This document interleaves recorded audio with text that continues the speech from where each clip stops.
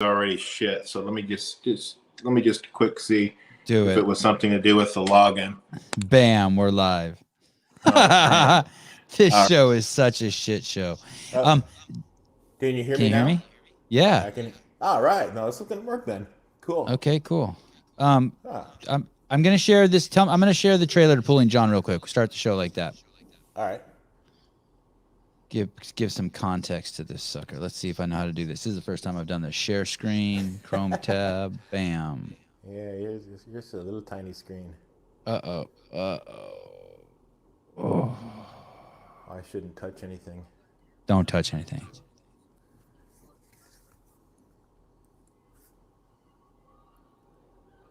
Is the audio coming through? Yeah. I see pictures of my Instagram though. A couple pictures off my Instagram is what I've got on the screen.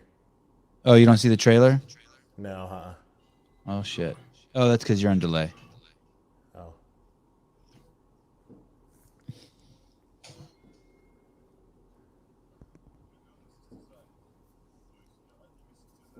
Yeah, sorry about this morning, dude.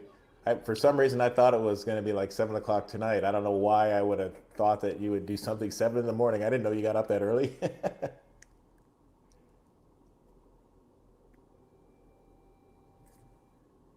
You know why I do that? Okay, I just dropped the trailer. Did you guys? So, John, do you know we're live right now? Yeah, I see the live red window, 1 minute 39 seconds. Yeah, cool. Yeah. Okay. So you're watching the YouTube. Oh, that's why we have the echo. Can you turn off the YouTube? I don't have any YouTube on. Huh. That's interesting. You're looking at StreamYard. You opened it on StreamYard. I got on the top of the address box. It says streamyard.com. Interesting. You have a pretty nasty echo. I wonder what's going on with that. Maybe it's just fancy microphone. How about now? It's only when I talk. Oh, it's only when you talk. Hey, do you guys, Elijah, David, do you guys hear the what's even the point of being on now? What are you talking about? Hey, do you guys hear my echo?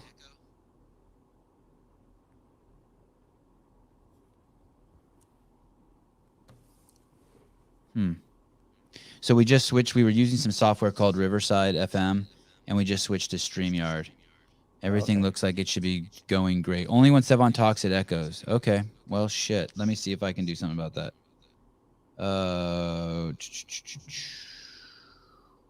That sucks.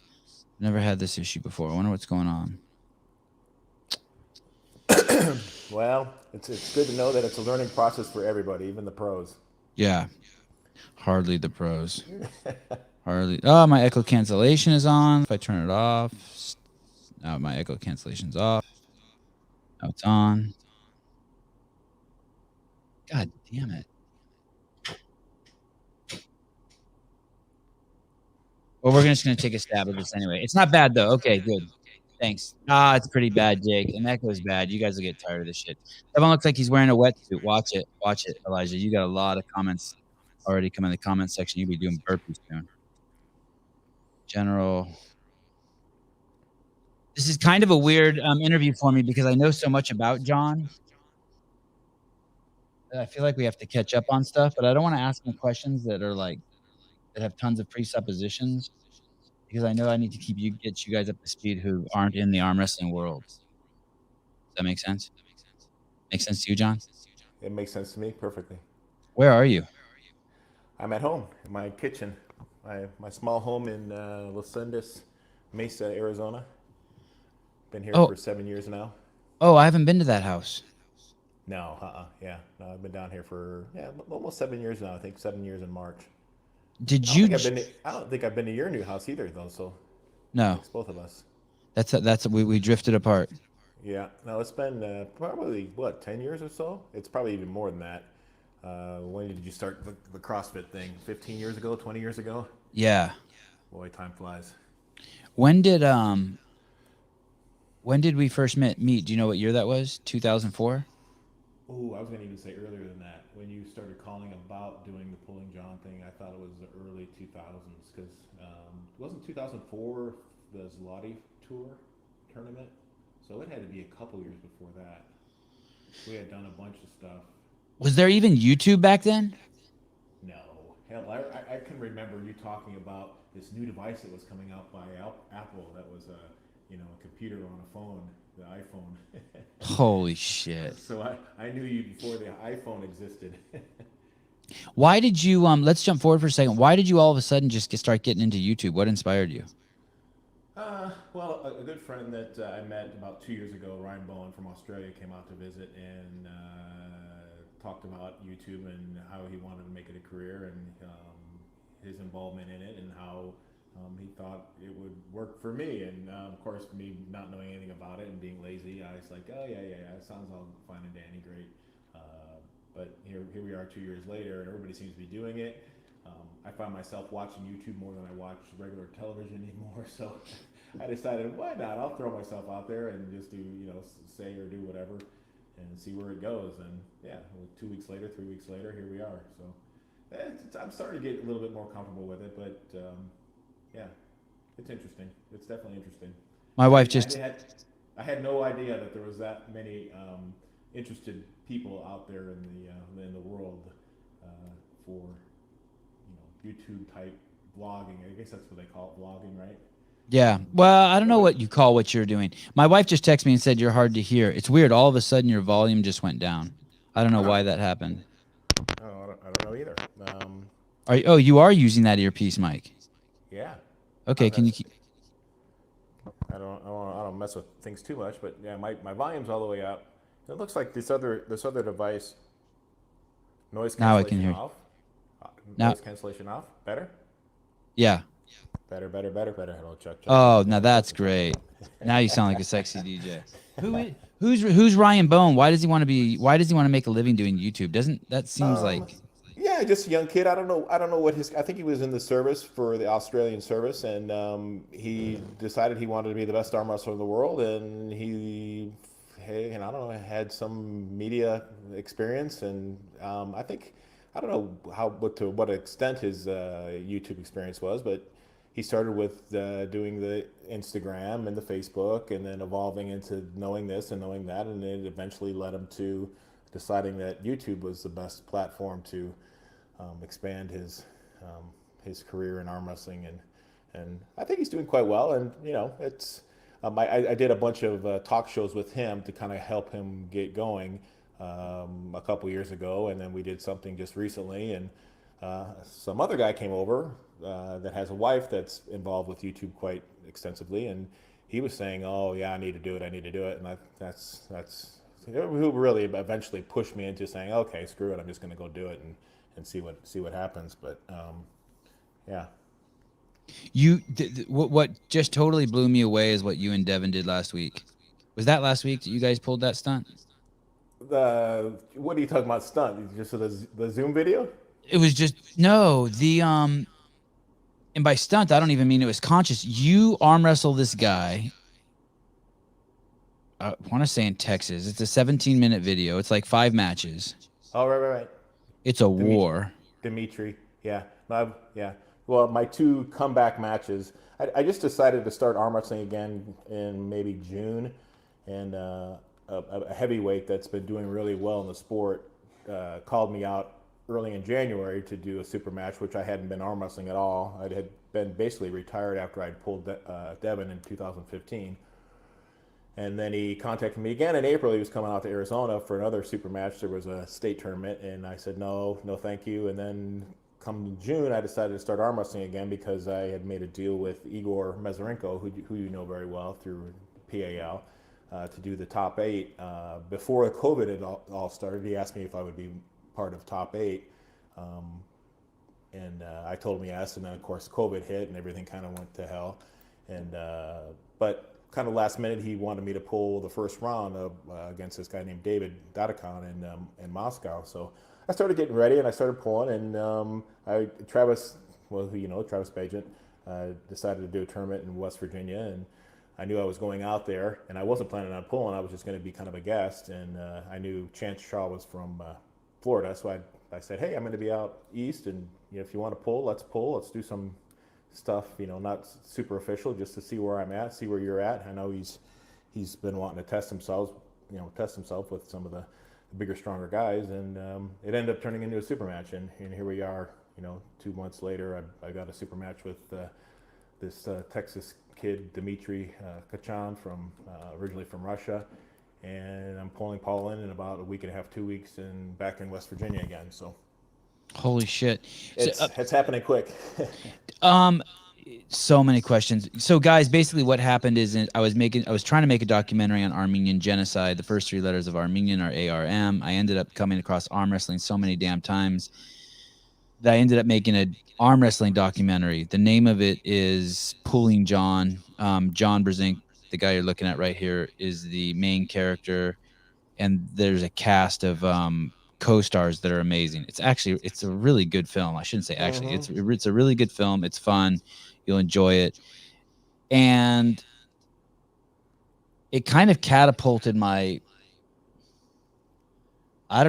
confidence in what was possible. One of the things that John and I did together was, for a couple $1,000, with 2 cameras, I filmed an arm wrestling competition on a casino boat in Kansas.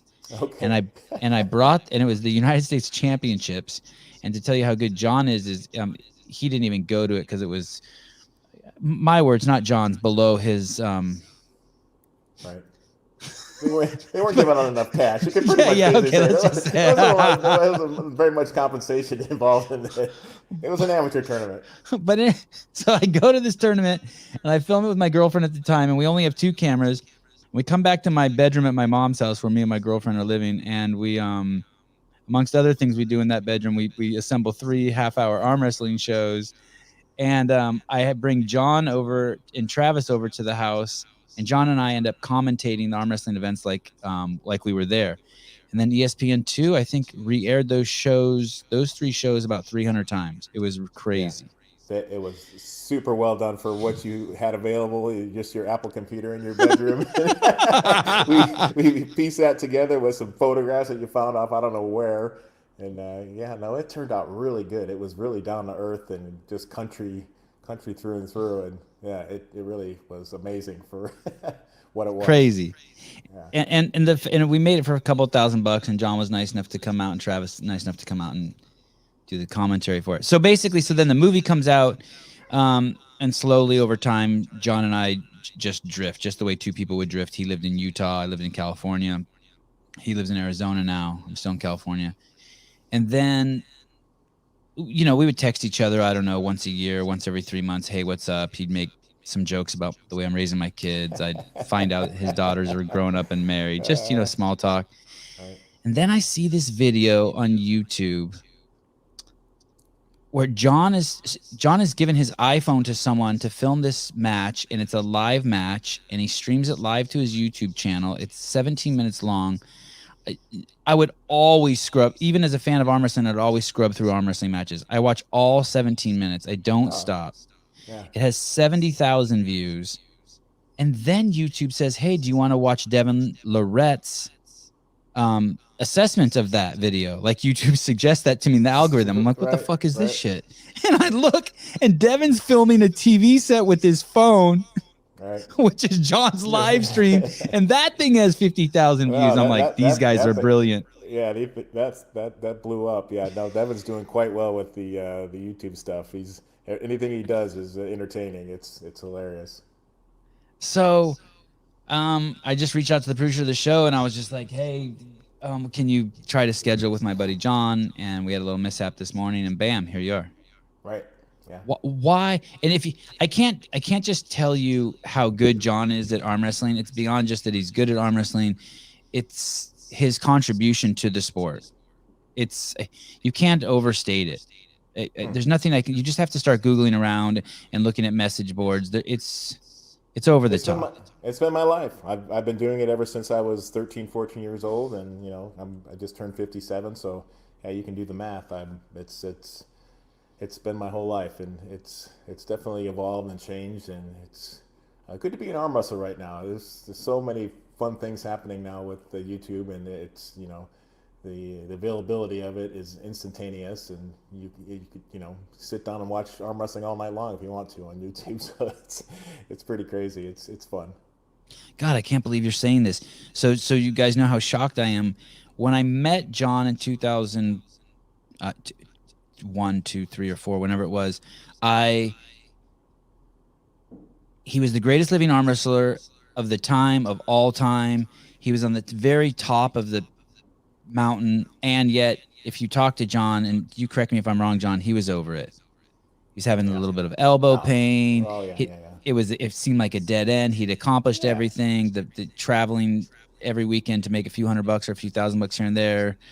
He was just like, okay, new Yeah, chapter. I'll start making beer. Yeah, been there, done that. I mean, it was still kind of an underground sport. Well, it still kind of is, but at least the internet has brought it somewhat to life. But you know how hard it was just to get any kind of airtime at all back 15, 20 years ago. I mean, it was pulling teeth to try to get ESPN, even with the successful show that you did, to try to repeat it and get them to be interested in it was just impossible practically. So, yeah, now anybody can just do a great arm wrestling show with a cell phone and an iPhone, and boom, you go live and do a little bit of editing with your cell phone, and hell, you got a show. So, when you very first started arm wrestling, did you know there was professional arm wrestling?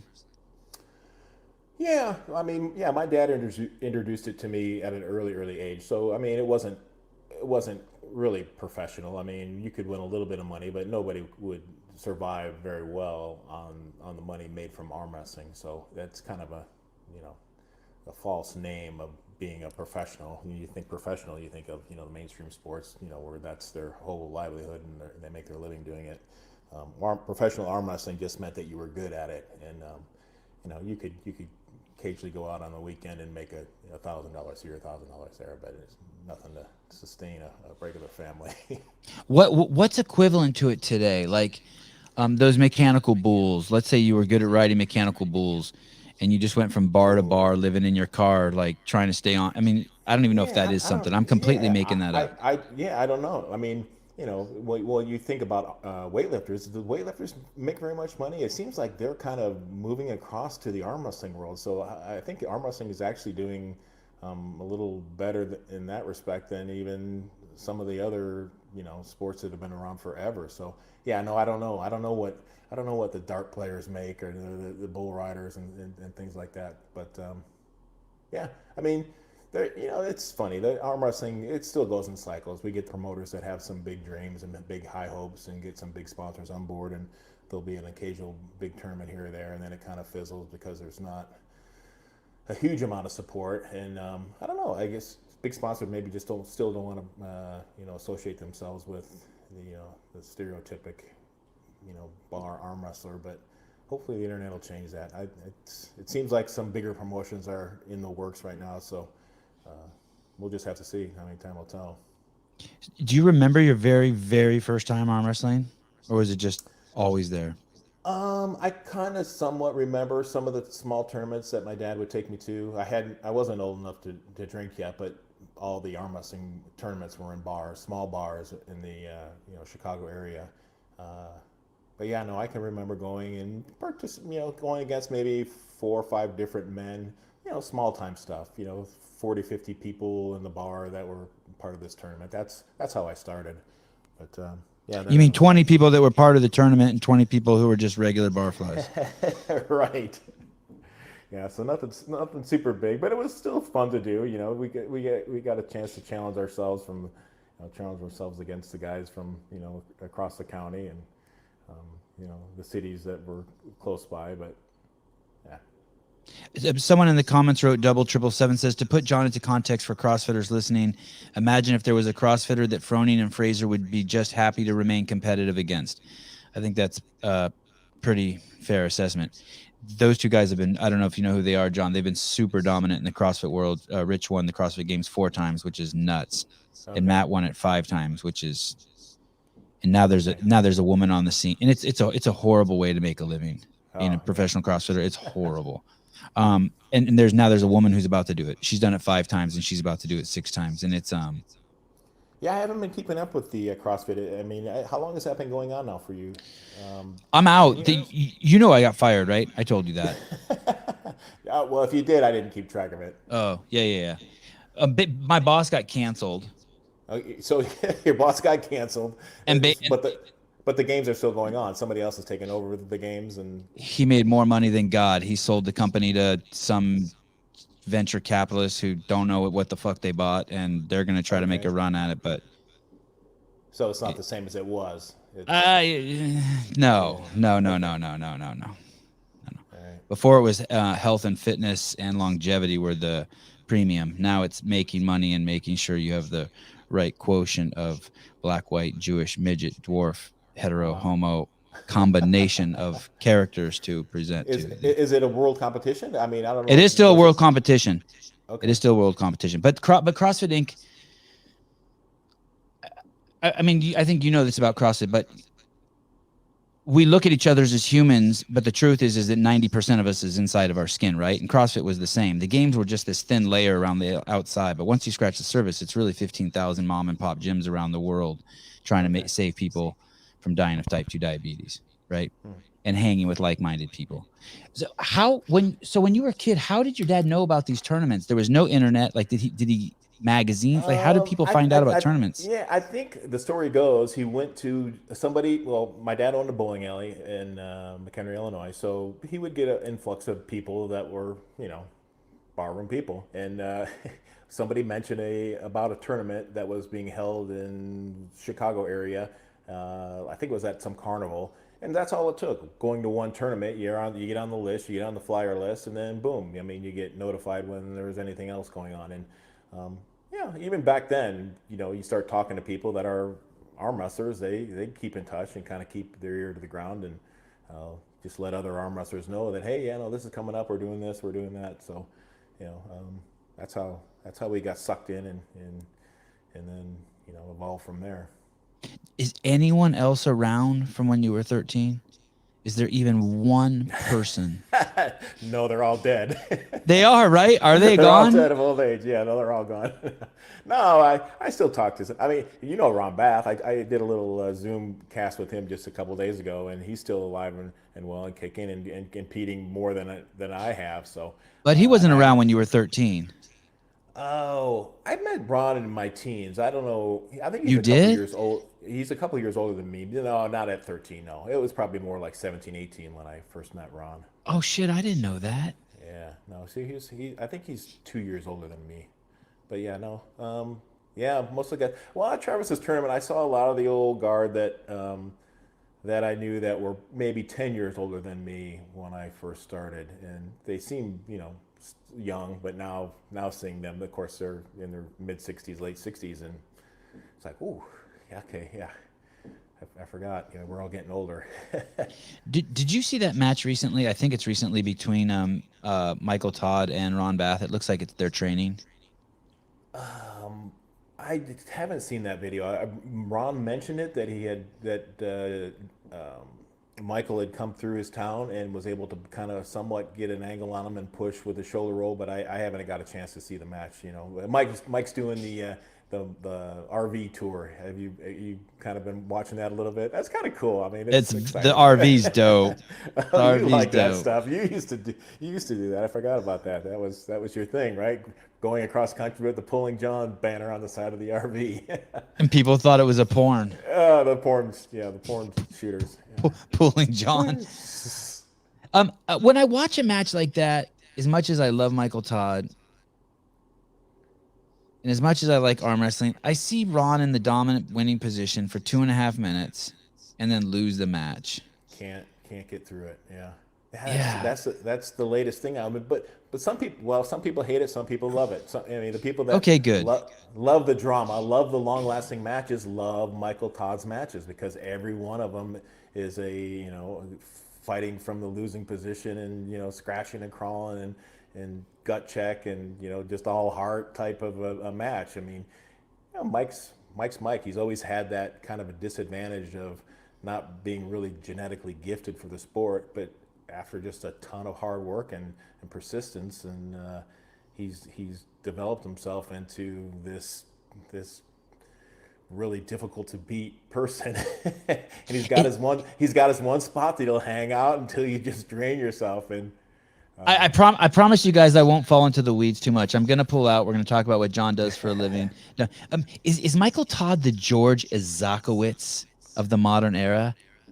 You Well, remember that guy, right? yeah, Crazy George. yes, Yeah. yeah, same move, exactly same move, straight Not arms. even just the same move. I mean, just the They call it frustration. You either love him or hate him. the King's move. Yeah, yeah. At least with Michael Todd though, Michael, you look at him and go, okay, well that's a dedicated, hardcore athlete.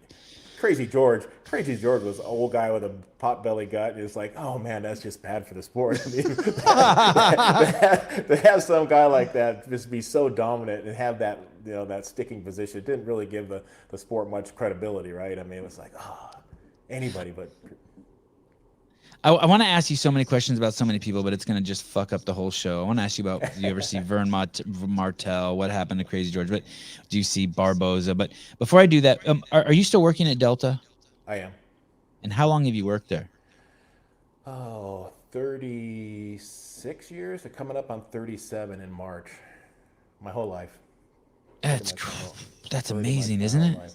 Yeah, no, it's had its ups and downs. I mean, it hasn't been a bad job. It's afforded me the opportunity to go anywhere on this planet that I wanted to go. So that's always been, a big perk and great, and especially for the sport of arm wrestling. I mean, I can't complain. It's been a good job. I mean, sometimes I wish I would have maybe broke away from it. I almost broke away this last year when they were offering the early outs. It's like, I can afford to do it. But then I was afraid that what would I do with myself if I ended up not having to get up every morning and go to the airport. So I kind of scared myself out of early retirement. But like what? Like you drink yourself to death, or start watching porn? I just wouldn't know what to do with myself. I actually took the 4 months voluntary leave, and within a couple of weeks, I'm like, no, what do I do? I got all this free time, and I don't have anything to do with myself. But I don't know. If I was closer to you, maybe I would have jumped on the YouTube thing and asked for your advice on editing and travel down that road. That's always somewhat interested me when you did the Pulling John stuff with all the tracks and the audio and that Final Cut stuff was kind of interesting. So so maybe I'll try to end up doing that. I guess it's a different program now, but I was kind of you're killing it on YouTube. I don't feel comfortable on it, so I'm not saying I'm killing it. I'm not waking up going, I got this great idea and this is what I want to post for today. It's like every day I go, well, I don't have anything to say today. It's gonna be difficult. I mean, sure, the first week or two it's kind of fun, and the dumb guy that doesn't know how to do anything. But after a while, there's gonna have to be some real content, right?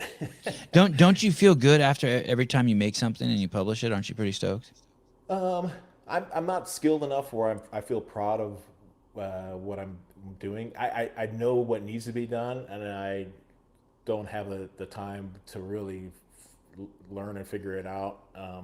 I've seen it done, and I have some ideas that I wish I could have done this or done that, or splice this or did that, and mix this together. And but maybe I'll get there. It interests me. You're being too hard on yourself. It interests me enough.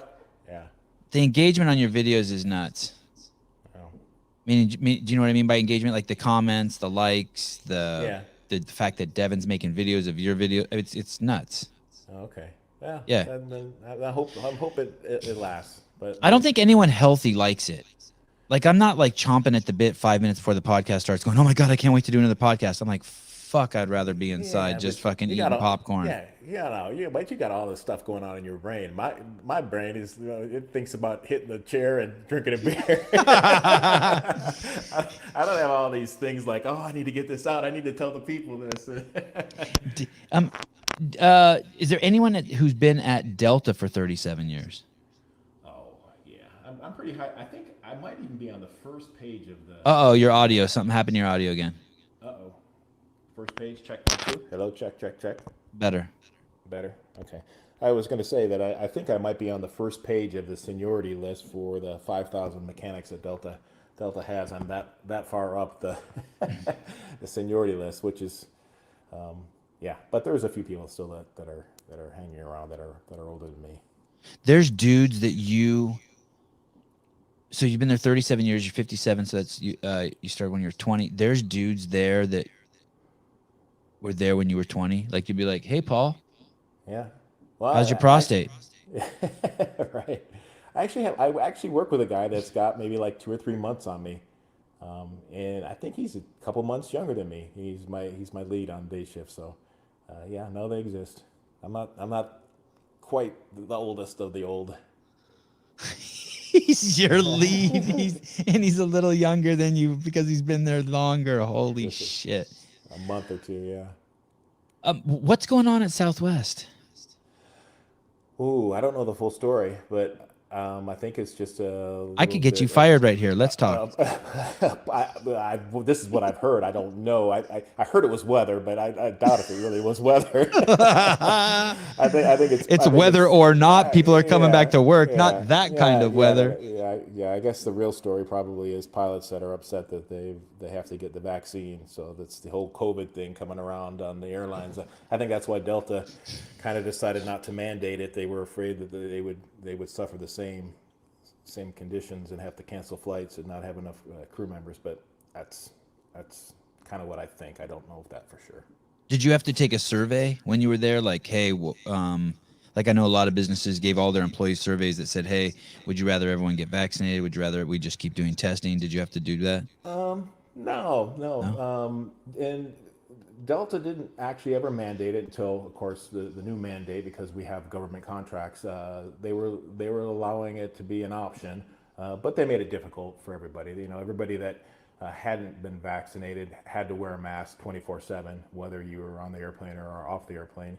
They added an extra $200 to the insurance for whatever reason. I don't know how they did that, but it was going to cost the people that didn't get vaccinated more money for insurance. And Which means you make less, right? you make less, and then you had to go through the hassle of being tested every single week. So, yeah, I wouldn't have been able to withstand all those hardships and obstacles. So, of course, with my arm wrestling and being, wanting to fly around as soon as possible, I went and got vaccinated back in March. But yeah, I Which can one did you understand. get? I can Which one understand did you people's get? position.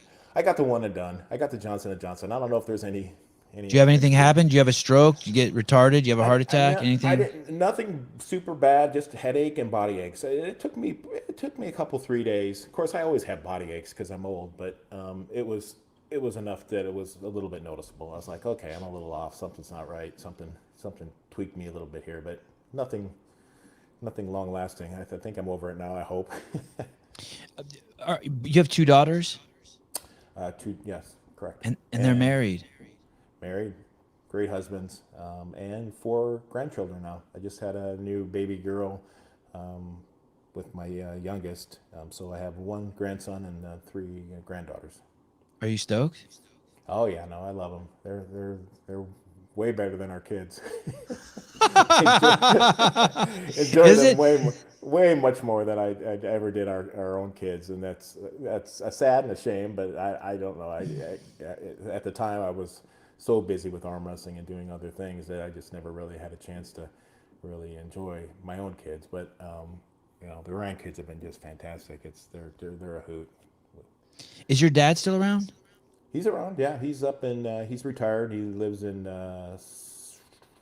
southern. I was going to say Arizona, but it's southern Utah. Hurricane, outside of St. George. And do you ever see him?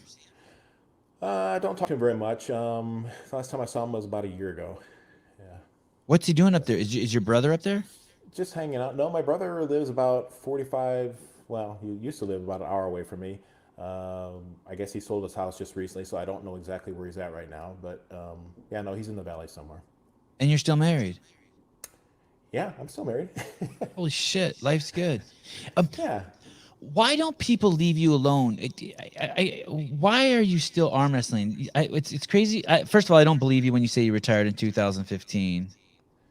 But Yeah. but I kind of want to take your word on it for the sake of Yeah. making this Well, interview easy. But I don't believe you. yeah, no, well, it was aggravating for me. So I don't know if you followed me, but ended up having shoulder surgery. My labrum was tore, so it took 6 anchors to resecure it. It was probably when I had that done. It was probably just arthritis.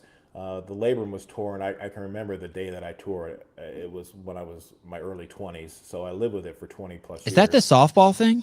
The softball throw, yeah. Oh, tell that And story real quick. yeah, I mean, This is a crazy. I don't hurt my arm or shoulder from arm wrestling. I do it from getting talked into playing softball and going out to right field, and the first ball is hit over my head to the fence, and I run back and grab this 12-inch softball and throw it as hard as I can to the infield, and just I guess hear, I mean, just awful noise. I knew I did something, and yeah, I just lived with it for 20 plus years, and then decided that I needed to get it fixed because it was bothering me so much and just inflamed where I couldn't sleep, and got it fixed, and it took 2-3 years to recoup from that. And What year was that? What year was the surgery? 2010 maybe, Okay. 2009, 2010, and fought back from that and just never got better. It took a long time to get healed back up where I could even pull halfway decent again, and then it just never got better. Always was bothering me, always was inflamed, especially when I put pressure on it. So after 2015, I said, well, it's enough, it's enough. I got to be able to sleep, and it's killing me. So I decided to stop, and it didn't get any better. So it wasn't really caused by the arm wrestling. And I've talked to shoulder doctors afterwards. They say, yeah, no, it wasn't your labrum. It's just they take an X-ray and they go, you just got 80-year-old shoulders and you just got arthritis really bad. So the arm wrestling is not going to hurt it. It's just going to be, something you're going to have to deal with as far as being uncomfortable and the pain in that. So, yeah. But so like I said, after 2015 when I retired, it never really got any better. It didn't heal up where I could, do anything any better or sleep any better. So, 5-6 years later, I said, well, what the hell? Might as well enjoy arm wrestling again. It's not helping me doing nothing. So, and I was getting fat. I was drinking beer and getting really badly out of shape. So, at least arm wrestling kind of pulls you in a little bit. It's not CrossFit, but it's something at least. What are you working out?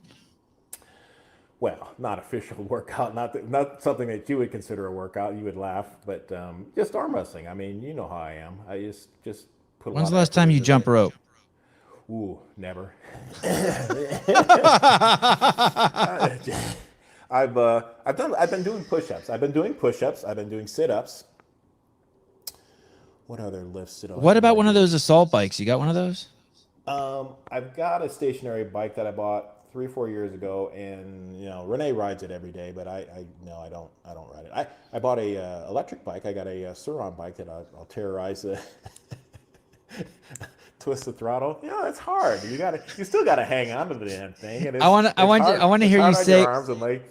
I want to hear you say something like really badass. Like, I got an electric bike, but I never charge it, and I just ride it. I ride it up mountainsides. I just push it around. It's really tough to push around. Yeah, and it's a heavy sucker. If it ran out of juice, I'd be in trouble. Do you sweat every day? I don't do anything cardio. I mean, it's if I'm well, I shouldn't say I don't sweat, because if I'm walking fast to get to the parking lot after work, I'm breathing hard and maybe a little sweat's coming out. But no, yeah, the cardio is just not in my vocabulary, and it's getting harder and harder to do anything anymore. Energy wise, it's just not there. But at least the arm wrestling's there, so I don't know. Do you think is there any point in talking to you and trying to talk you into that? Like what if I said you should get an assault bike? What if I could get the guy to send you one, and you just rode it for 10 minutes? What is an assault bike? Is that guns it has those handles on it. You go like this. It's this, Okay. And you sit on it. You put your headphones on. You watch some TV. Okay. And you just ride it for 10 minutes. Gotcha. And sweat pours off of you. Gotcha. Oh, yeah. I don't know. I think I would do. Would it fuck your arm wrestling up? No, but I think I would. I would have to work into that something. I would have to work into that slowly. I think maybe an electric assist bike would be better suited for me. That I could pedal a little bit and then switch on the electricity when I wanted to. Got to work into things slowly. John, you don't lift weights, and you never have lifted weights? I can't say never, but it's never been the source of my strength for arm wrestling. I've been working with bands just because it's easy to do, and I have some free time at work, so I'll sneak off into the back room and try to do some shoulder work, shrugs, and lifts with the bands. But yeah, no power has ever come from me lifting weights. in your and basically, so since you've been 20 years old to 57, if you lifted it, it was more just like for aesthetic reasons, like, hey, I'll get some curls, or I'll do some bench press for shit and Yeah, giggles, or well, I've just tested theories out. Like, okay, let's, and I tell the story all the time where I arm wrestled and then went weight training for almost a year and gained 20 pounds and had doubled my bench press and could curl and do, and I just didn't see any improvement on the arm wrestling table. It was just like, okay, that's just a lot of show muscle and a lot of, I'm big and puffy, and sometimes I think I actually arm wrestled, you know, um, you know, stupid because I thought I was stronger than I really was. I was almost just as strong, you know, just kind of cowboyish, you know, not big muscles, just, you know, just hard from arm wrestling. So I went back to that. I like being a little guy anyway. I never liked walking around, you know, with all that extra bulk, extra weight. how much do you weigh right now? I'm up to 230 pounds. Oh, so days of one night wrestling 198 are over for you? Yeah. Well, it was always hard for me to. It was even hard for me back in the day to make 209. Right. I was always kind of a natural 220. I had to cut to make 209, but yeah, now it would be really tough. I've been actually trying to diet a little bit, and of course, with no cardio, no working out, it makes it a lot tougher. But my body just does not want to lose any weight at all. It just refuses to lose any scale weight. I can. This guy, go ahead. I can tell that I'm getting in shape a little bit better. The fat around my stomach and legs has gone away a little bit, so it's transforming itself into a little bit of muscle, but the scale stays the same. This guy Dimitri that I saw you pull, who is he? Is he good? He's an unknown that's really good. He's super underrated. He's very well known in Texas, but not really throughout the country. I think I asked him. He's been in the United States now for 3 years, so I think he's actually from the area that Alexei Vovoda was from. Sochi, okay. Sochi. So I'm not sure if he was Russian national champion. I think he took second, or he was, you know, on the podium for second European championship. So very formidable, very good arm wrestler, but just not. He doesn't get out very much to really prove himself. I don't know if you know Robbie Burnett, but he had a super match with Robbie Burnett the year prior in Texas and had a killer match with him, and actually ended up beating the you know, Robbie in the series, who pretty much would beat probably 90, 98, 99% of the arm wrestlers in the United States. So How much did that dude weigh, Dimitri? he was the same weight as I was. He came in around 230, 235. So God, in that video, you guys don't look that big. That's crazy. yeah, no, he's super wide in the shoulders, and not as thick as I had thought that he would be. His forearms didn't really look that intimidating. Of course, you know, I've been around some big guys, so everybody kind of, when I see him in person, I think, oh, okay, I've seen bigger, you know. But no, he definitely packed a punch. He was a lot stronger than he looked. Great kid. Did you think you could beat him of going into that match? And do I you had take matches that do you only take matches you know you can win? Would you wrestle someone you no. thought that you could win? No, in fact, I had no idea where I stood with Chance Shaw. He was the heavyweight 300-pounder that I pulled at Travis' tournament. I had absolutely no idea. He had just beaten some of the heavyweights, Mike Aleo, Don Underwood, Jordan Sill, who I hadn't pulled for a couple, 3 years in a four-way super match. And then I'll tell the story. I actually pulled Jordan before I got a chance to pull Chance, and then Jordan just mopped the floor with me and killed me. And I thought, oh, At a practice? At a practice? yeah, at practice. So I'm like, I'm way over my head. This was silly, but I had nothing to lose. It wasn't for like a big cash prize or anything. They weren't giving any semi trucks away or anything like that. So it was all good fun, and I just thought, I'll put myself out there and make it a promotion and do a super match. It'll help Travis's tournament, and but I was able to pull it off. I was redline. I mean, it was everything I had. I was, that after the first match, I wish I had done a little bit of cardio, because I was this close from having a heart attack. Really? I was breathing hard. I was like, I couldn't get enough air in me. I was like, oh my God. Do you think you think that, so this guy Chance beat the guy that mopped you up at practice? Yeah. And then you went out there and you went, are you a Showtime guy? I had been that guy in the past, like practice pulling is one thing because you're kind of deliberate and slow. But tournament pullers, if you've got the speed factor, it becomes a factor. And in my younger years, I had that. I had that explosive hit and movement to be able to knock people off where I wouldn't knock them off center, practicing. So, but as I've gotten older, that weapon has gone away. So I have to rely on more strategy and more strength. And sometimes I have to wait stuff out and end up pulling from bad positions, like you saw me pull with Dimitri. It's not pretty. 10 years ago, I would have never let myself get to that spot. I would have been, hitting hard, aggressive, and got the offensive position. Is it that you don't?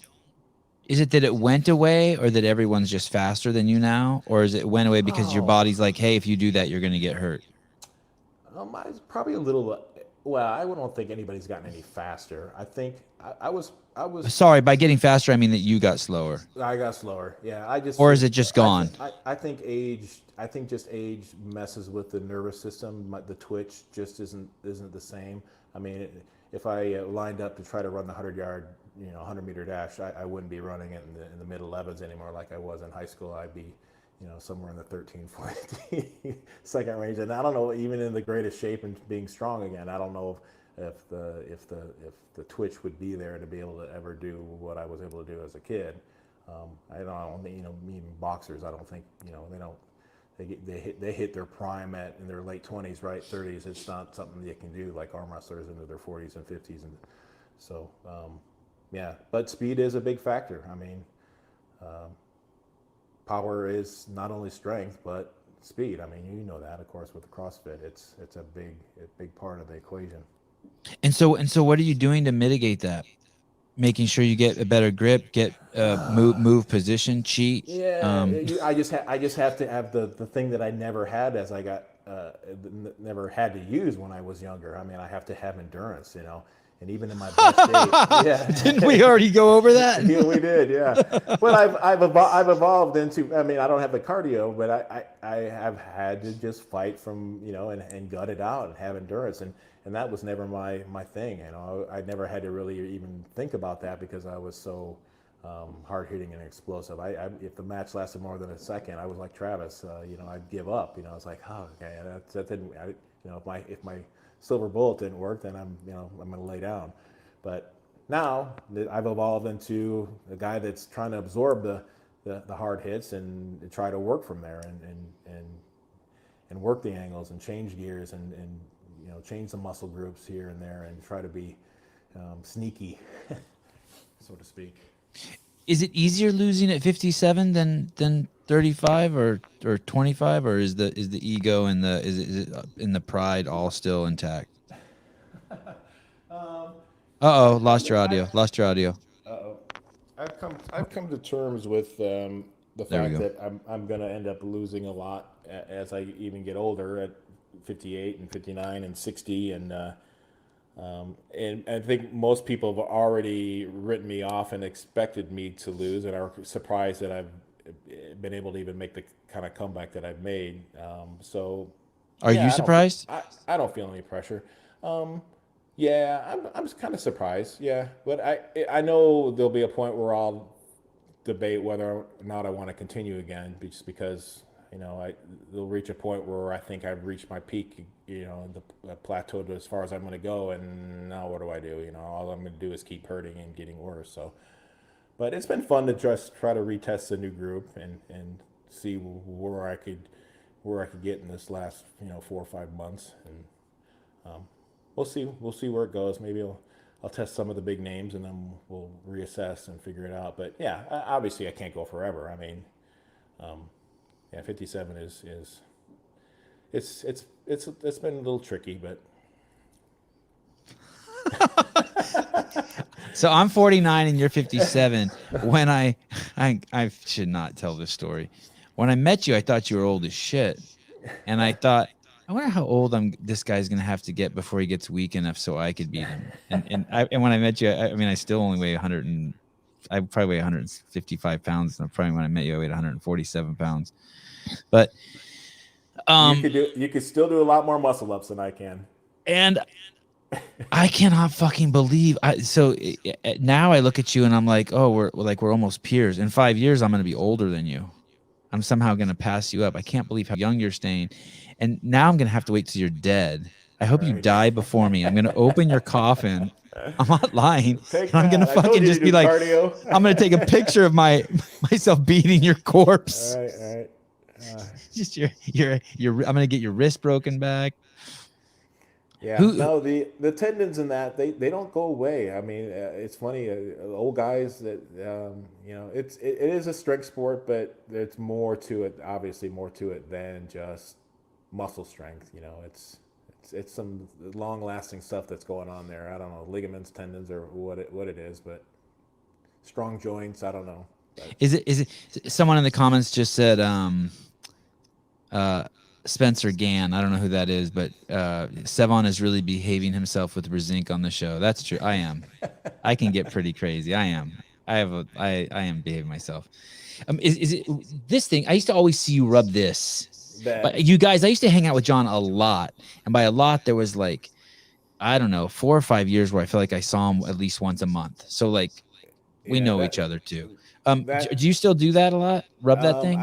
I funny you should mention. That's been healed and good. That little time frame that you knew me when that was an issue.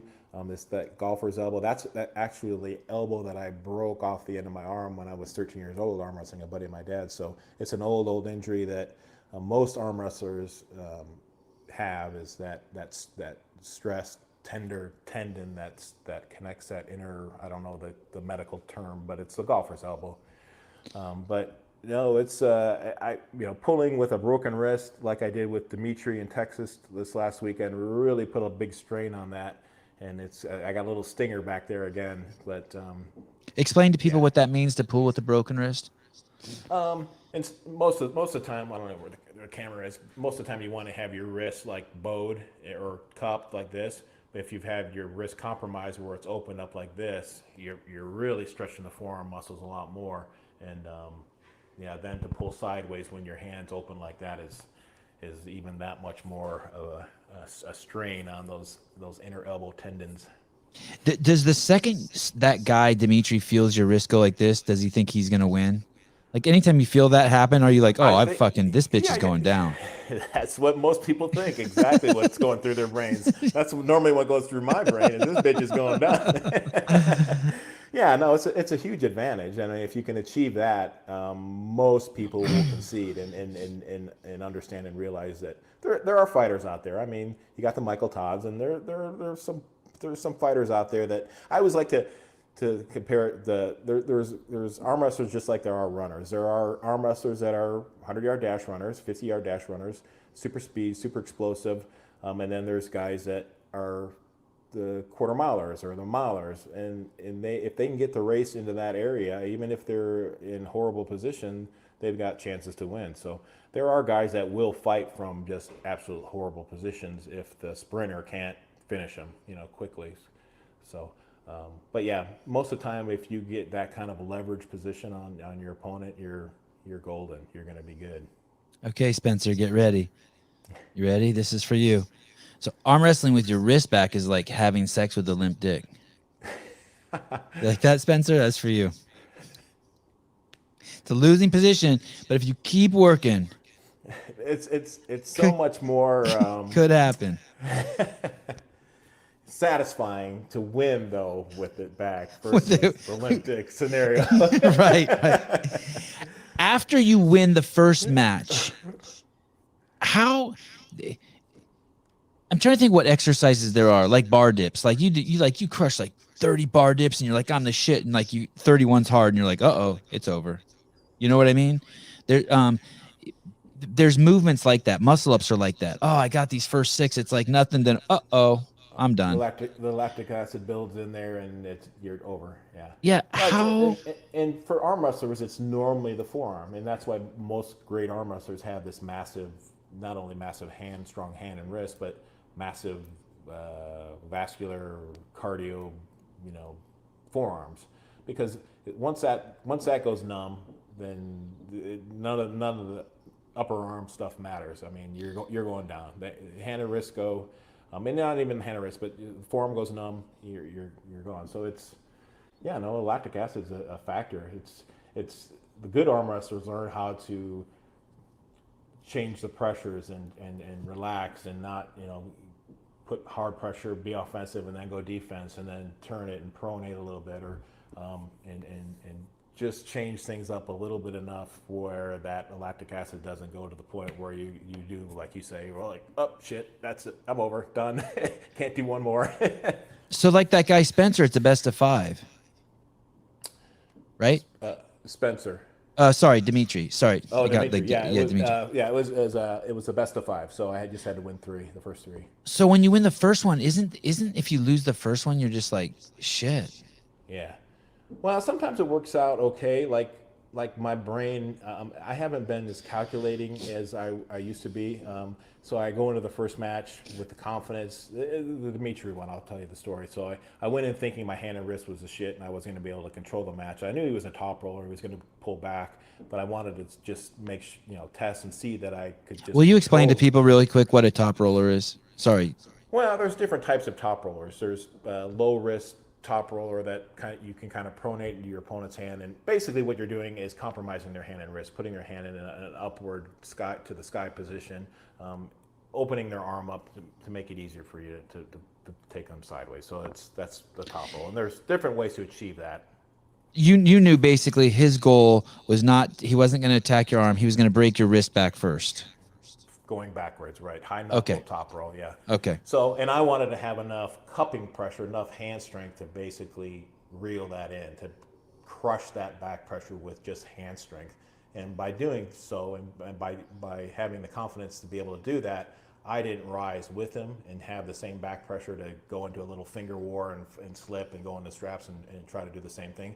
I was thinking to myself, okay, I'm strong, I'm super strong, wrist is going to be strong enough, the cup's going to be strong enough, I'm just going to crush this guy into my position, into a hook, and negate his back pressure top roll, which that was my plan, but it didn't work out. So he was able to straighten my hand and wrist out because I was trying to achieve that, and I had to fight with a wrist that was somewhat opened and compromised.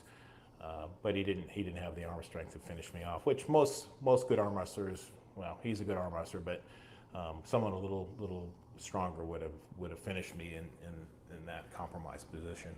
But if I would have been smart, and if he was strong enough to beat me quickly like that, it might have worked out better for me, because the second match I would have set up with a little higher grip. I would have positioned my fingers a little higher and used back pressure. But because I did still fight from that bad position, it pretty much doomed my fate for the rest of the day, the next 2 matches, because my hand and wrist and forearm were so pumped and numb from trying to pull from that bad position. So in a super match format, sometimes that trying to gut it out for the first match instead of just letting it go ends up being more harmful than smart. If I'm mischaracterizing you, let me know. Back in the day when I would watch you, you would test yourself. You would know you could beat someone in, let's say, a hook, so you would purposely top roll them if you knew. Are you still fooling around like that? A little bit. I haven't been able to do that as much because Devin Loret's developed this thing called the arm bets now, and people can stake on the arm wrestlers. So I feel kind of an obligation to really attack and go after and not be curious and screw around and possibly lose a match for people that are betting their hard-earned money on me. So I've been feeling that pressure a little bit more going into the matches where in the past I would go in thinking, okay, I can lose one. I want to test this, and I think this might be the easy approach. And if it doesn't work out, then I go and go to plan B or C. But now I end up approaching the match with the A game, like I'm just doing the A game and do or die with the A game. But yeah, no, I don't know if I'm a better arm wrestler or because of that.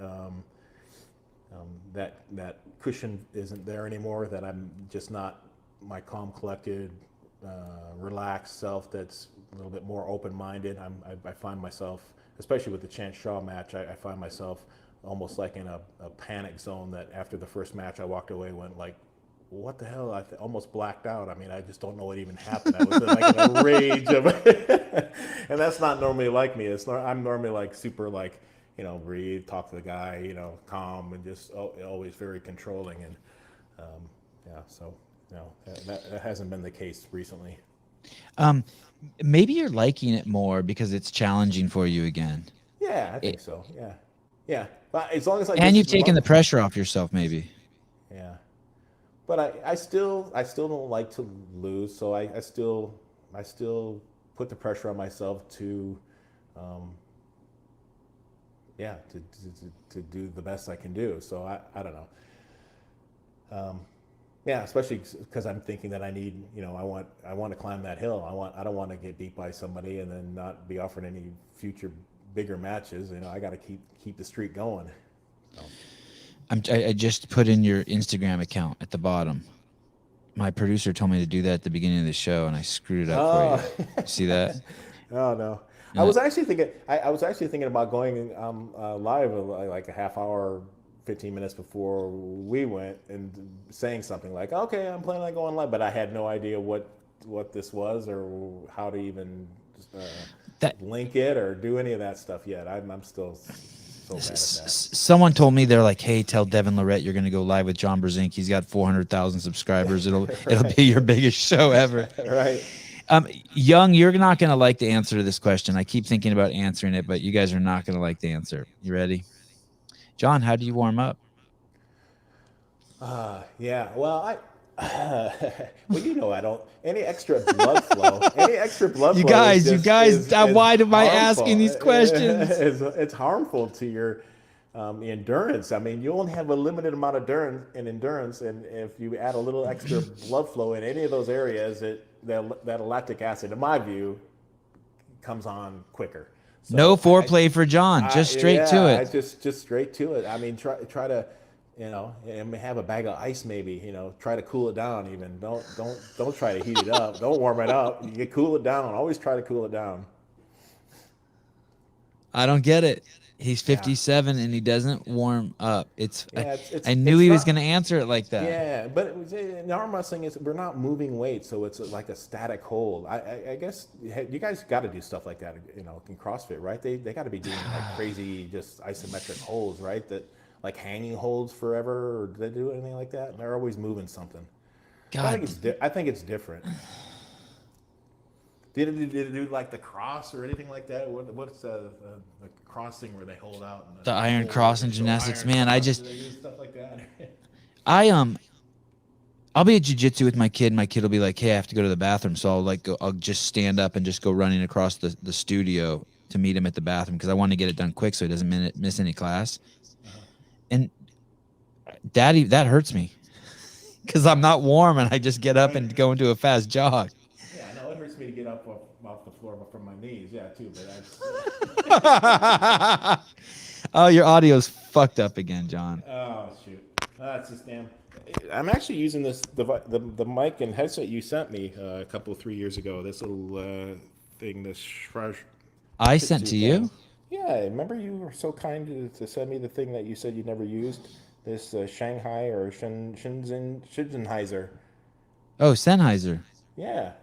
Oh, shit, I sent you some good shit. Yeah, some little noise-canceling things. Oh, what the?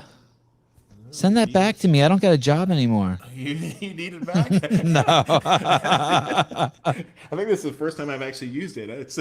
I'm trying to... What a hunk of junk. Yeah, it works pretty good, I think. I don't know. It's got all these modes and buttons of noise canceling and echo. When your mouth is close to that mic, it's awesome. It works good. It needs to be over here, huh? Okay. Yeah.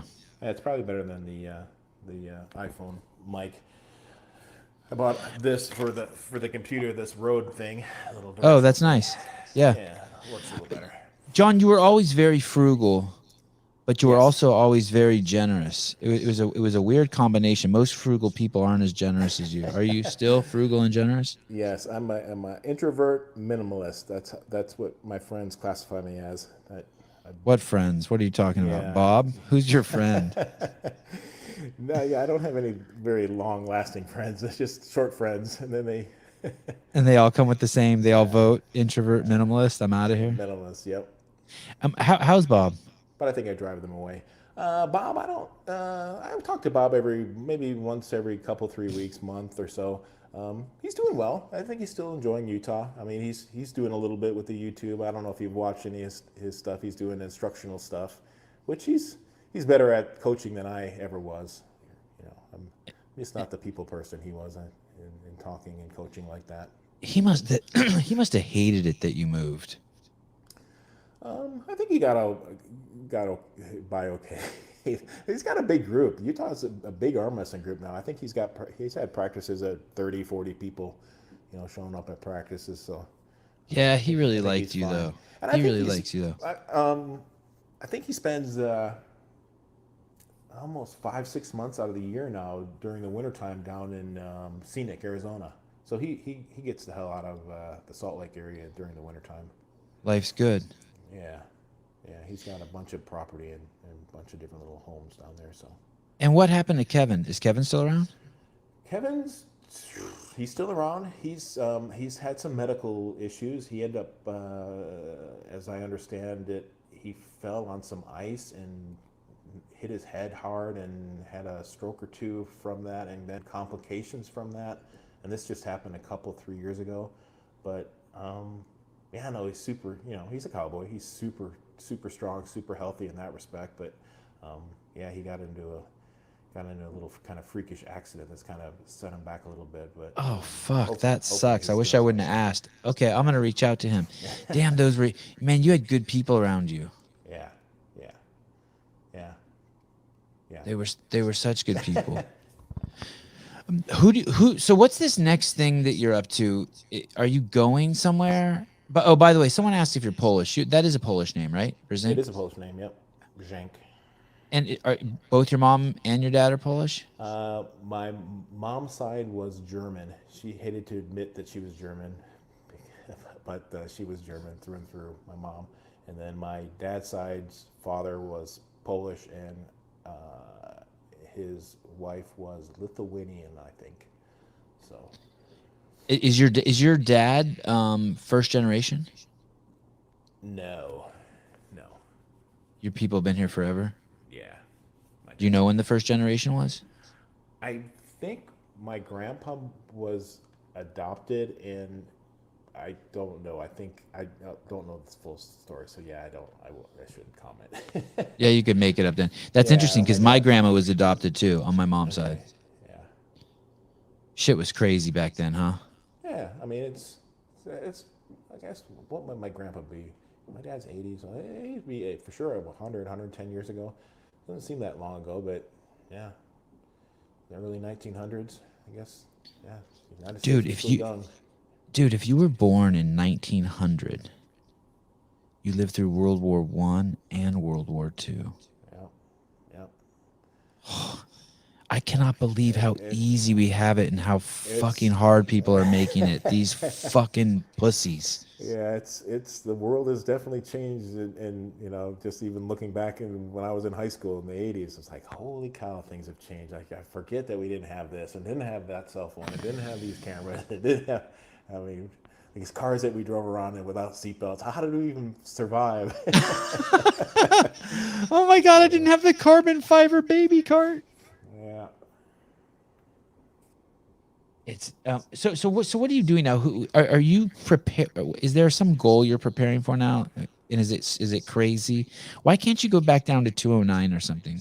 I get anxious. Like, are you gonna have 300-pound guys pulling on your arm who are like from some sort of Yeah. like I Russian? think it's just. I think for me right now, it's easier for me to pull the heavyweights.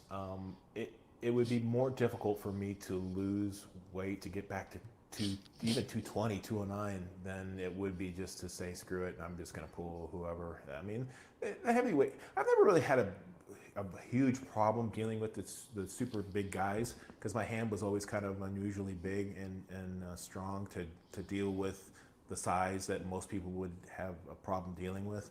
So Yeah, the smaller guys I think are even more dangerous than the big guys in some respects because they're harder hitting, faster, quicker.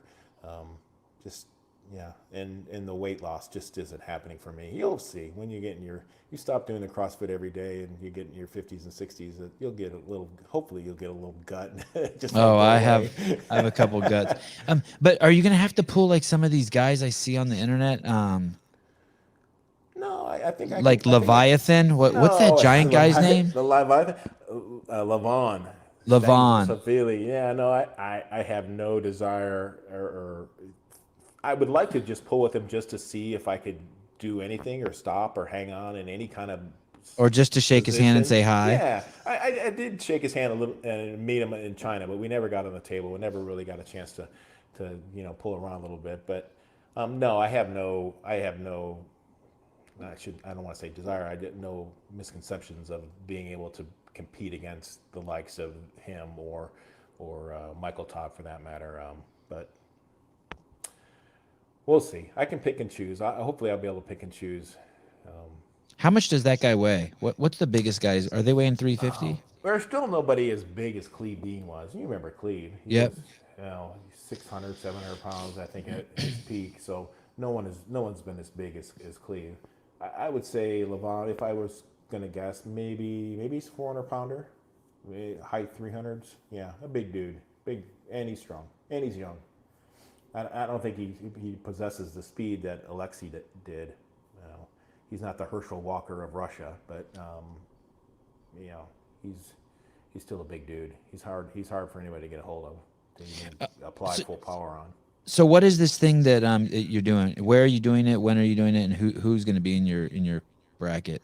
Well, this next tournament, I'm just pulling a super match with kind of the contender, so maybe second rate in line to pull Rob Vigent for the title of WL. His name's Paul Lynn, so he's probably second best, third best in the country at the 209 weight category. So we'll see how that works out here. So I'll probably outweigh him by I don't know, maybe 10 pounds. I think he said he was going to try to gain weight to get up to the 220. So we'll see how that works out. And then I'm going to pull some of my old Russian friends, Haji Zolov from Russia, and he's gaining weight. He's getting older, and he used to be 80-ish kilos. Now he's reaching 90, 95 kilos. So that'll be another good match for me. He just recently beat Todd Hutchins, who's still a monster in the United States, one of the toughest, even super heavyweights we have here in the States. So, but he ended up top rolling him. So I think that's a good match for me. I think we're somewhat equal in the strengths and the areas. And then I'm planning on going back to Norway to pull Ingen Terzi. I don't know if you remember Ingen. What? Little Ingen, yeah. Little Ingen's big Ingen now, and he's formidable 95. I don't know if he'll reach 100 kilos, but we're gonna have a little fun super match in Norway in March. So, When's the last time you've seen Ingen? I was in Istanbul. It seems like a couple years ago, but I've been retired for 6 years now, so it's probably more like 10 years. Someone in the comments is really hanging on to the fact that you called Paul Lynn second rate. I don't think he meant it like that. No, second rate. No, I like second rank in the country. No, that's not. Oh, brother, Oh, leave poor John alone. Yeah, someone's correcting. He said rank. If that's what it came across, no, that's not what I meant. No, he's like ranked second in the country next to Rob Vision. He's top guy. Yeah. Okay. He's not a second rank by any means. I noticed you had to make a video walking back, not even walking back. Basically, you said something on YouTube, and you're seeing just how what's the word? Despicable people are on the internet. Like you said something, and I guess people mistook it as you were calling people out. And so you made a video saying, "Hey guys, everyone chill. Chill out." Well, it was targeted at one person. That basically Rob was saying something that basically who am I to be calling all these guys out, and that I had Rob on his hit list, which was the farthest thing from the truth. I've been just wanting super matches, and if a promoter comes and approaches me with a good deal and good compensation for a formidable opponent and a good super match, I'm willing and ready and able to do it. And a friend of Rob's reached out to me and said, "Hey, would you like to pull Rob?" Well, tell me when, where, and what we're talking about, and yeah, for sure I'll pull him. And I guess Rob didn't get the memo, and he thought that I was going right to the top of the. I don't know, how did he put it? He said something about his analogy was the hurdles. I guess that I was jumping the highest hurdle first, and then go through all the early hurdles or something. I was like, no, dude, that's not the way it is at all. I mean, I was approached, for the match. I wasn't out seeking Rob or the top guy, which. That guy's been around for a while. That guy came into the sport, wrong. I think, right around when I came in. Somebody told me that he has just been in since like 2004-05, which sounds about right. I don't know how old Rob is. I'm going to guess kind of mid-30s. So he was a kid when I was following the sport, and he was wild. He was pretty like almost like a Tom Nelson type. Yeah, maybe. Is Tom Nelson still around? Good comparison. Yeah, in fact, I think he just pulled about a month ago against a guy named Derek Smith. I don't know if you know Derek, big guy. I don't. Kid, yeah, super young, but he's tons of potential. He's like, I don't know, I was going to say he's like 7 foot, but he's probably like 6'7", 6'8". I mean, he's a big frame, big kid, 300 plus pounds for sure, and young. So Tom was awesome. He always brought the energy. Yeah, no, yeah. And what about Kenny Hughes? Did you ever see him? I think no, I don't see. I haven't been to California and seen the California group. It's not like it used to be where it was hop, skip, and jump to go to California and arm wrestling and a bunch of different tournaments that promoters were putting on. It just hasn't happened in a while. So, but I think Kenny got in really good shape a few years back, but I don't know what his condition is now. I mean, like super shape, like super lean, stopped drinking. Oh shit, good on him. Yeah. But I don't know how long that lasted. Yeah, when I saw him, he was. I really liked him. I really, but he was a train wreck. Hardy animal, yeah. Fuck, but I liked him. Yeah. But aren't you working for some? You mentioned these matches with Zolov and Inganturzi, but isn't there something else that that I saw on the internet that you're doing that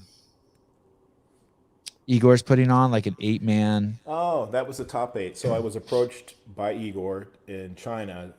It's been almost, was it 2 years? It'll be 2 years. It was 2 years in September. So before COVID, and his plan was to do 3 rounds of the top 8 guys at the 95 kilo class, and each round there would be three matches in each round, and then the winners would pull the winners, and the losers would pull the losers, and we would go to a final of first through 8th place. So three different rounds at 3 different locations of these top 8 guys. Well, that all kind of fell through, and he's trying to piece it together. COVID's been a mess for everybody, and it ended up turning into him wanting just to do like a super match for round 1, and I still didn't know. He didn't have a time and date, and it's been 2 years since it was proposed, and finally about a month or so ago, because I have all these other matches that are coming up, I just said, hey guys, it's just not. I'm not going to be hanging on to that hope and that contract of doing top 8. Nothing seems to be getting concrete and in stone, and nothing's for certain, and it's not the same plan that you guys had. And if you want to do a super match with me, reach out, and I'll be happy to say, consider it, and obviously no reason not to do it, but it was silly to hang on to a hope of this idea that just wasn't coming true. So, but anyway, yeah. So if you beat Paul Lynn, there's going to be a shitload of hype between you and Rob. I think it's going to get nasty. Oh yeah, no, that would be the next match. But of course, other than Todd Hutchins, Rob is probably the best 95 kilo, 200 or 100 kilo guy in the country in the United States, in North America. And I'd want to do it. I would love to arm wrestle him again on the WAL stage. I don't know if you've seen any of the A little bit, WAL just on YouTube. stuff. Yep. Yeah, they different approach and a little grittier, a little, the I like stage it. is close to the audience. Yeah, I do too. I thought it was done really well. And he's the hammer holder, the champion of the WAL, which is, I think the last event was run almost 2 years ago. So if that ramps back up and they end up starting to do something like that again, and I'm in a position and can make the weight and light enough and they would offer it to me, I would definitely like to do it on that stage with Rob. I have a friend who's been at the Marriott for I don't know if it's 20 or 25 years. I can't remember. But he just got this card from them. And basically he can stay at any Marriott anywhere in the world for free. He's worked there that long. Oh, wow. Nice. You're supposed to be like, what? What'd you say? Where are you going with that? I want to hear you one up it. I want to be like, well, when I was 25 years at Delta, they gave me my own Boeing 747. Okay. Yeah. What did you, in 37 years, you must have get like something. Yeah. It just depends on what state the airline industry is in at the time. You got to be kind of lucky when you hit those milestones, because if it's after COVID and things are tight, you don't get any gift baskets. But can you still fly? I mean, do you fly for free anywhere you want to go? Yeah. That's a perk for all the employees of Delta Airlines. So yeah, I don't get any special treatment. It's just you don't. It is for it's just what it is for. You don't have your own plane. Employee. No, I don't get upgraded to first class. I got to sit in the back and barely survive on one Coke and then a bag of peanuts And do you wear it? I heard him say it, guys. Don't anyone act like I didn't hear him say it. I heard him say it. You said the C word. Can't stand the C word. The C word? Oh, Coach? No, Coke. What? Yeah, I don't like that one either. I don't like either of those. Do you still have to dress up? I remember like one time you got me like you don't have to do that. Yeah, no, that's a long gone. We don't have to do that anymore. Everything's gone to shit. Yeah. We expect nothing from anyone anymore. Yeah. The bar's set so low. Yeah. Hey, if your granddaughters if good dudes, I have 3 boys that are going to be just. All right, are available. I'm just telling you, you're bringing up right. They're little monsters. Oh my god! Athletic dynamos. Yeah, they're going to play music. They're going to dance, and they're going to be able to choke someone out. Yeah, I see they're doing the jiu-jitsu now, or the karate, or I don't know what. All that. Do? All of it. All that. They're not going to be a pussy like their dad. Are there any? Boy, this one's going to really piss and chafe some people. Are there any strong women? Tomorrow I'm having Steffi Cohen on my podcast. She is strong, right? Yeah. I think she has do you know who that is? No. She has 25 powerlifting world records. She's something very special. She just started getting into boxing. I want to say she has like a 540-pound deadlift at 114 pounds. Something. Wow. Fucking nuts like that, right? It's 4.4 times her body weight. Right. And she's pretty normal looking. Right. I mean, she's a Jew, so I mean, she's got all that fucking 10,000 years of dynasty behind her of hardworking fucking go-getters, smart as shit. She's a Venezuelan Jew. I think I'll find out tomorrow, but I'm guessing her parents were running from the Nazis, right? And they ended up in South America. But when I think about that, like, on one hand, her deadlift's the same as Matt Fraser, the fittest man, 5-time fittest man in the world. I think his deadlift max is 542 at 200 pounds.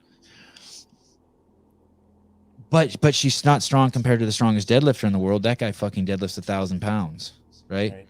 Thor guy and the Eddie Hall guy. Have you ever gripped up with a woman and you're like, oh man, this woman's strong? Yes. You have. But they're special. I mean, you speak of Eddie Hall and Half Thor, and I mean, they dabble. They know of arm wrestling. It doesn't cross over, all the time. Of course. Yeah, but I'm not sorry. So sorry. I'm not suggesting that. I wasn't alluding to that. What I'm just alluding to is like in that sport, we see the strongest woman is so fucking strong, but she's only 50% as strong as the strongest Oh, man. the man. So Yeah, when you yeah. have you ever gripped up with a like? And I saw what made me think of this question is I saw that woman. I think I met her a few times. She's been around forever. Beautiful woman, Sarah Bachman. Is that Sarah Bachman? Yeah. so? I see she's got a bunch of YouTube videos with Steffi Cohen, and they're training together. Okay. Is Sarah Bachman strong? Have you gripped up with her? Super strong. Super Okay. strong. Yeah. She is super strong. Not the strongest. Like Gabby from Venezuela is, like for Really? most The of arm wrestling flight- strong most- chicks from Venezuela yeah, too? Yes. So the Venezuela or Brazil? I can't remember which country she's from. Damn, I'm guessing that's gonna Brazil. be so bad. Oh, is it Probably Gabby? Brazil? Yeah, Gabby. Her last name is Venezuela or something like that. Okay, I'll look her up. Someone will write it in the comments. Who's Gabby? Okay. Yeah. John's 57. Cut him some slack, people. Yeah, but I've seen her pull, and I think she would beat probably most of the guy flyweights that are probably close to her weight. I mean, so yeah, women can be pound for pound, I think, close. Damn. Okay. Well, that's interesting. I think Gabby is from Brazil. Brazil, yeah. Vasconcelos. That's what screwed me up. Isn't like Consuelos like sleepy? I don't know. Gabby. Oh yeah, it's piling in. Oh shit! Someone said Gary Roberts beat Gabby. No Gary's way. There's no way. I'm calling bullshit on that. How is Gary? Do you ever see Gary? I saw Gary last year. He did like an interview with me when I was in Texas for a match in Waxahachie, Texas last year. But yeah, no, he seems to be doing well. I don't know. I guess he's back into piling up the footage of the old ARM TV stuff and putting it back on YouTube. So Oh, good. I'm sure he's got enough footage to keep him busy for the next 10, 20 years of his life. So I have my life on this. I have these 200 terabyte hard drives. That's massive. And I thought I had all my footage on it from basically my whole life. And I have like one, and then I have another one that's backed up. But when I type in your name, there's no arm wrestling footage in there. Oh man. So I think when Debbie, the fuck's her name? Bessie. I think when Bessie and Naveed were Come on. I'm I 49. know you're I'm not 49. that bad. Bessie and Naveed, I think I sent them everything. Okay. But maybe I didn't. Maybe I just sent them. But I have some boxes here with hard drives Yeah, on because them. you were a huge arm wrestling groupie for Yes. 10 years. You told me 500 hours or 1,000 I'm hours sure. of footage you had. Yes. Yeah, no, I More, believe maybe. it. More. Yeah. You would go to every single tournament and just do like Gary Roberts, just film. Yeah. Yeah. So there must be one of these boxes back here. So I just have to dig through it. Yeah. But it would be cool to get you some of that and let you run it on your YouTube Yeah. and commentate on it or Yeah. talk about it Yeah. or. Yeah, it'd be just nice to see some of the young behind the scenes stuff that you shot. So none of that shit in North Shore is going on. None of that Tahoe at the Biltmore and all that stuff's just COVID killed all that. I don't know if Leonard and Denise still do that stuff. I think I occasionally hear it's not like it was where you could go and win 2 or 3 or 4 classes and win a couple $1,000s. I think they do like cash boxes now. You got to win your class to win a ticket to win a chance to make some money. So it's not as lucrative as it used to be, but I think they still do some of that stuff though. Are you going to be this match with Paul Lynn? When did you say it was? Next month? It's in a week and a half, so the 23rd of October. Yep. October 23rd. And are you going to be filming that with your iPhone again and streaming it to your YouTube channel? I will if Travis decides or doesn't get anybody to do. He had talked about doing like a little pay-per-view thing. I don't know if that's even possible. I know a few people that have talked about trying to do it, and I don't know if it's ever worked out for anybody because everybody there is going to have a phone and access to the free internet and can stream and do the live thing. So it would probably be wise for me to give somebody my phone and try to do a little bit of footage and just please do that. Yeah. I'm going to actually go to your, what do I go to? John Brzenk YouTube. I didn't do this earlier. Best of John Brzenk YouTube. No, that's not you. No, it's probably just a video. It's my name though. Is my channel. I don't know if I can ever change that in the future to something fancy, but I think probably I'll just keep the name. Damn, how do I find this? Basically, I want to subscribe to it. You should stream it for sure again. How did Devin know you were going to do that? Devin? How did Devin know? Devin commenting on it. Yeah, I think I just announced that I was going to do it or try to do it. Yeah. And Dude, John, sure that video has 145,000 views. When I watched it, the condensed, yeah. That's fucking nuts. Okay, so I just subscribed to your channel. Yeah, that seems to be the more popular thing than me doing the little vloggy things of interviewing people and talking about this, that, and the other. So I haven't quite figured out what the public needs and as far as entertainment, but definitely the arm wrestling match is high up there. Dude, it's crazy. So it has 1,100 comments. Last time I checked, it had 400 comments, and it was 70,000 views. So your station has 26,000 subscribers. Let me see how many my station has. Last time I checked, it had 9,000. I can't see where it says it, but it's got to be 9,000 still. Nuts. Huh. And Devin's got 400,000. 400,000 people. How's that possible? I don't know how that's possible. He's crossed over to a lot of high profile guys though, Juju and Larry Wheels and I don't know if you saw the fight he did, the boxing thing with Hathor. I did see that. So I mean he's mixing it up with some big heavy hitters and so yeah. Have you talked to him since that match with Hathor? Yeah, I've talked to him a few different times. So, did he say he was freaking out?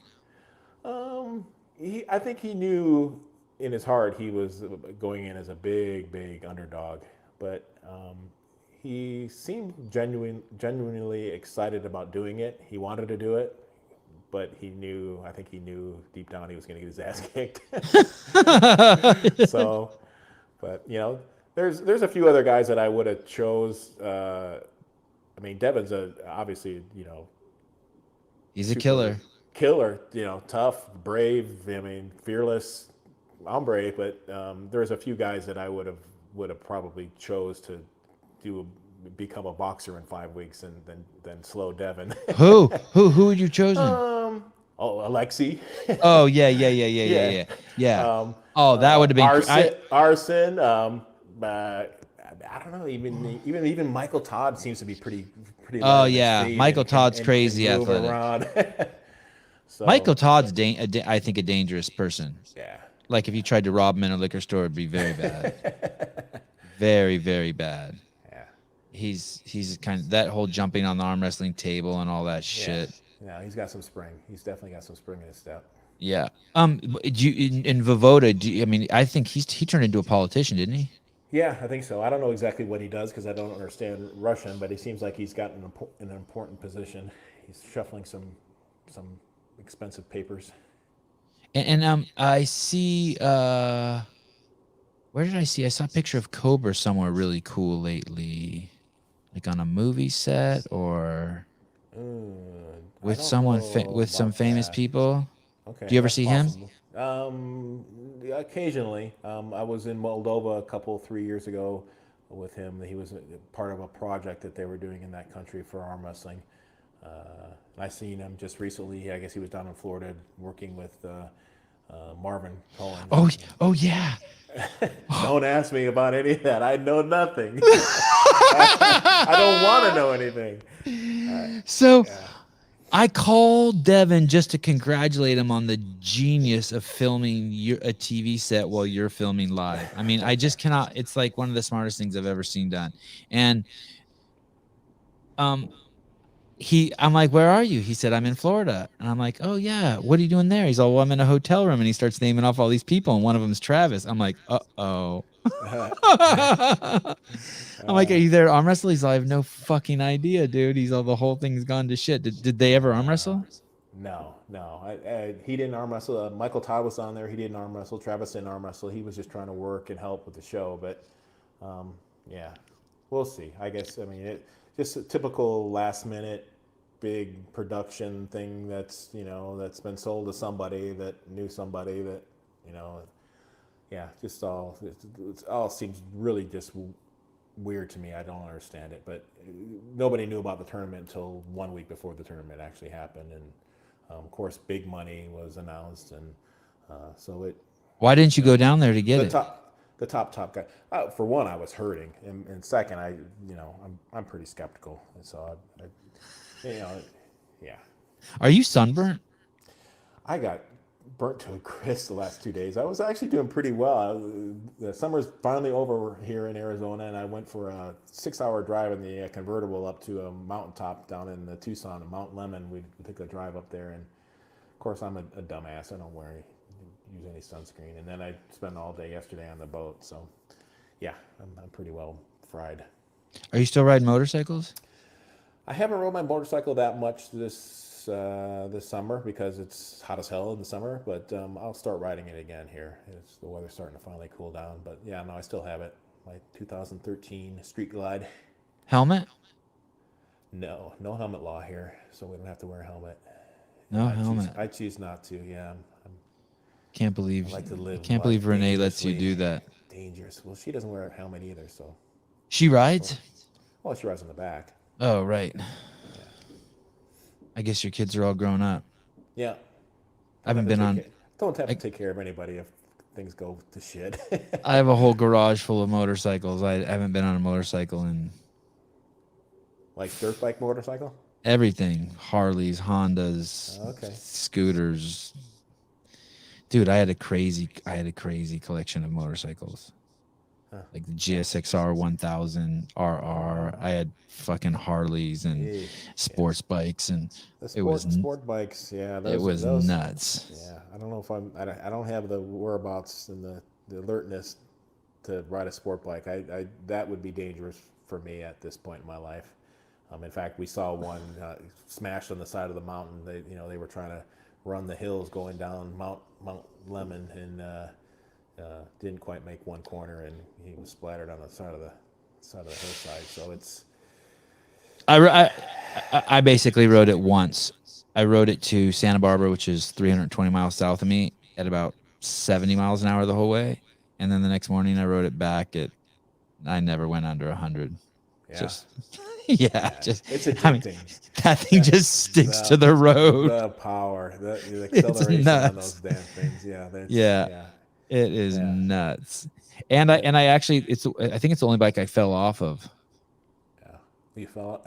I pulled out of my house and I'm like, oh, I forgot my gloves, and I just turned around and I just fucking T-boned it right. That's not too bad. No. I was going up a canyon road. I had Renee on the back, and just the extra weight of her being on the back, me getting on it, and the horsepower, it lifted that front end up, and I thought, oh, here we go. And I was trying to negotiate a corner while it's doing that. I'm thinking, oh, this ain't good. Did you make it? Yeah, I made it. I brought it back down, but it scared me. It startled me, like, oh shit, what the hell? How about Renee?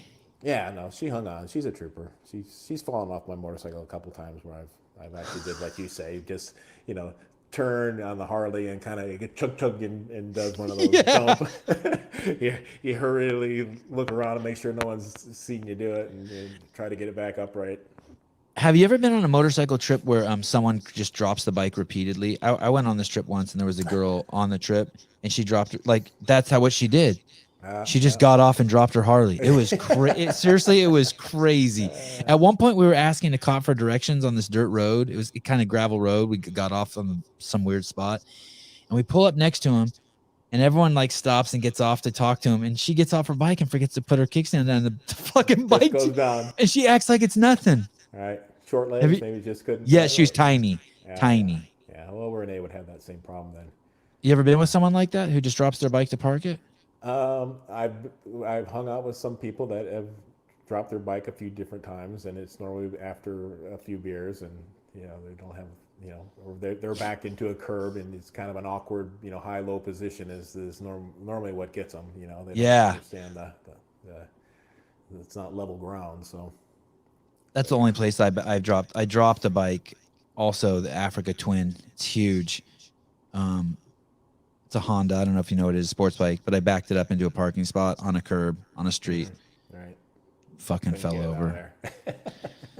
Well, And then I'll I tell wasn't you, strong, and I wasn't strong enough to pick it up. I didn't have the technique, so a guy in a fucking Prius stops and gets out in his 3-piece suits and helps me lift it up. shit.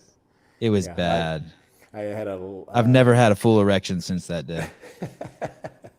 I had a Yamaha 1600 Road Star, something like that, and it was just new to me. And I had pulled up to it was back when I actually was going to the gym. It was one of them gyms that had all the glass, so you could see your reflection. And I pulled up in the parking lot. And I was admiring my bike and went to go to get off it while I was still looking at it, and yeah, I forgot to put the kickstand down.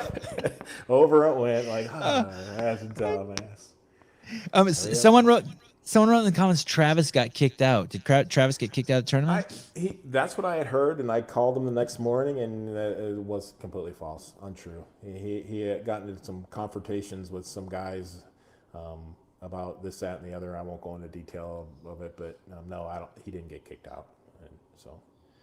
It was in regards to he was upset that the tournament didn't happen. Was it in regards to that? You would think Travis is used to that. He's pretty tight with Marvin. Yeah, I think he just ended up getting upset. I think whoever planned it planned the actual stage of the tournament next to I think a Zumba class, and they were rocking their Zumba music the whole time. So he couldn't do his skit, his announcing and all his hype and stuff. So it was just, I think it was just frustrating for him to Is he still arm wrestling? He's been kind of. He's still in the arm wrestling industry. He still does promotions and works for different people and puts on tournaments, but he hasn't really been super active as far as a competitor. Why is that? Is he hurt? I just don't think there's been any really big money tournaments to really entice him. I think probably the last big money tournament was probably, when I quit, 2015. I think the next year, 2016, they had half the prize money. And I think he ended up winning that, and that's probably the last time he's pulled in a big tournament. But he's gotten in shape to pull some big guys, big names in Europe. And I know for that match in Moldova, he got really big and strong, left-handed. But did he win? Yeah, it was just against one guy, some Georgian, super heavyweight. But yeah. No, he's still very capable. If the money was out there, if a purse was big enough, I think Travis would be right there in the running with the best of them for sure. Someone else wrote, Travis gripped up with Devin real quick on left hand this weekend and had nothing. I did see that. There was video of that? Yeah, Devin's a big, strong guy right now. So yeah, but I know Travis said he was going to start getting in shape. He's getting ready. I don't know when the match is supposed to happen, but he's slated to pull Cody Merritt, who is probably, he's a world champion right now, super heavyweight. I mean, in the WAF worlds, and so he's the best there is, left-handed heavyweight, super heavyweight. So Merritt, that name sounds familiar. He's been around Cody forever. Merritt, yeah, a guy I pulled with for many years. Bob Brown's group. He lives up in actually north of where my oldest daughter lives in North Ogden, up in Star Valley, Utah. Yeah, big Cody. I don't know if you don't remember Cody Merritt. Definitely know the name. I can't put a picture, a face.